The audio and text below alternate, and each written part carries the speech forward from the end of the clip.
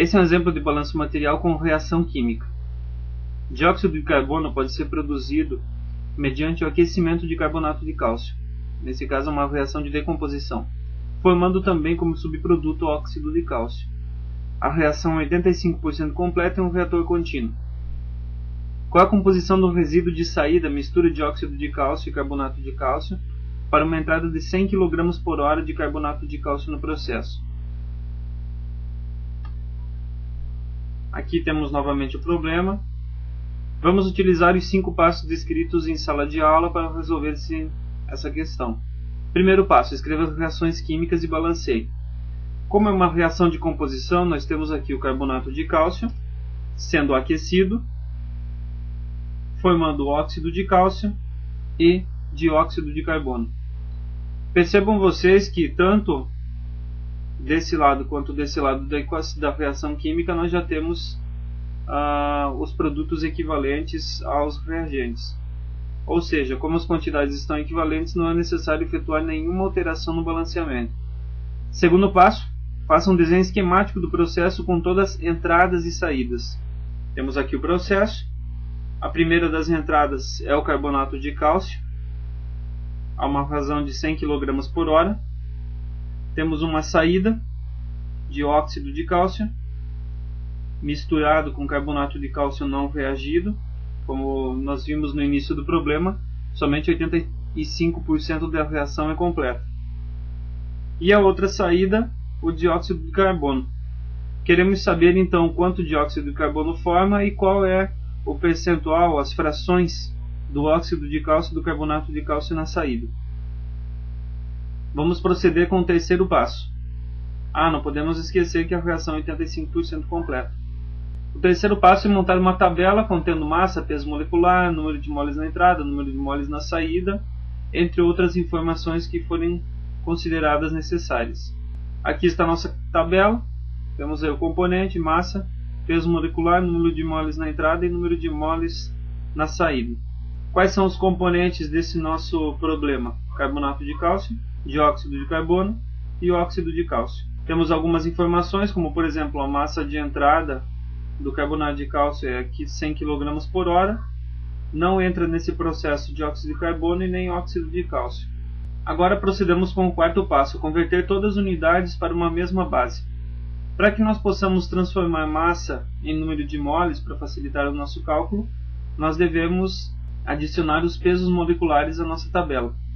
O peso molecular do carbonato de cálcio é 100, do dióxido de carbono 44 e do óxido de cálcio é 56. Calculando então o número de moles, temos 1 mol de carbonato de cálcio na entrada e nada de nenhum dos outros dois componentes, o dióxido de carbono e o óxido de cálcio, não entram no processo.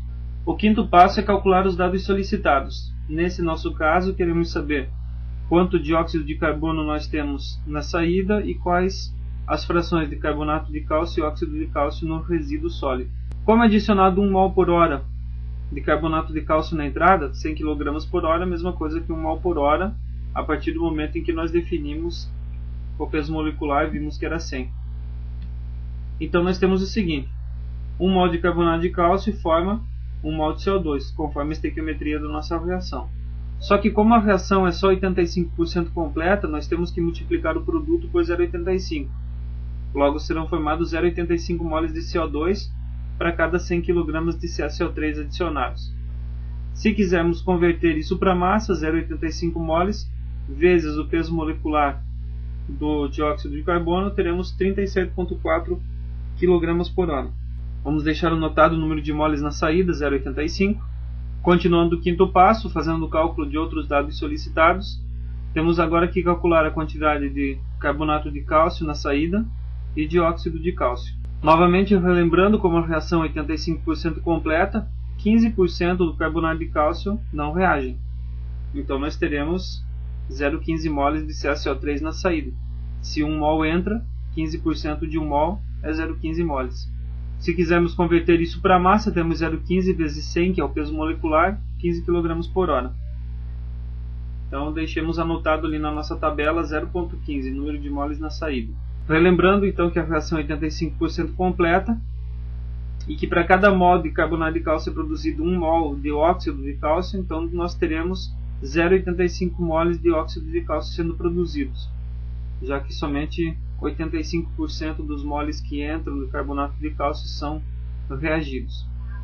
Para converter para massa, basta multiplicar o 0,85 por 56, que é o peso molecular do óxido de cálcio, que dá 47,6 kg por hora.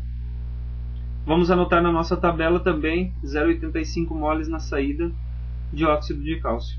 Temos aqui então os dados já calculados, tanto do número de moles quanto da massa em cada um dos itens. Podemos agora proceder com os cálculos das frações massa e frações molares.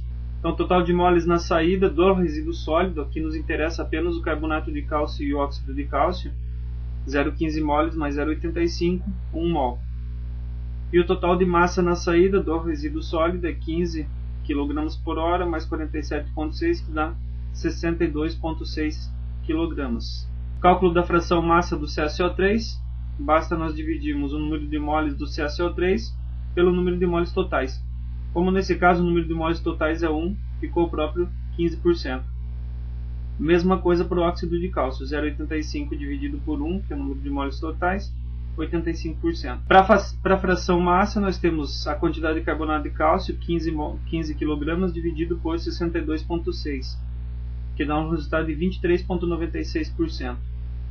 E a fração molar do óxido de cálcio, 47,6, que é a massa total de óxido de cálcio, dividido pela massa total da saída. Isso resulta então em 76,04%.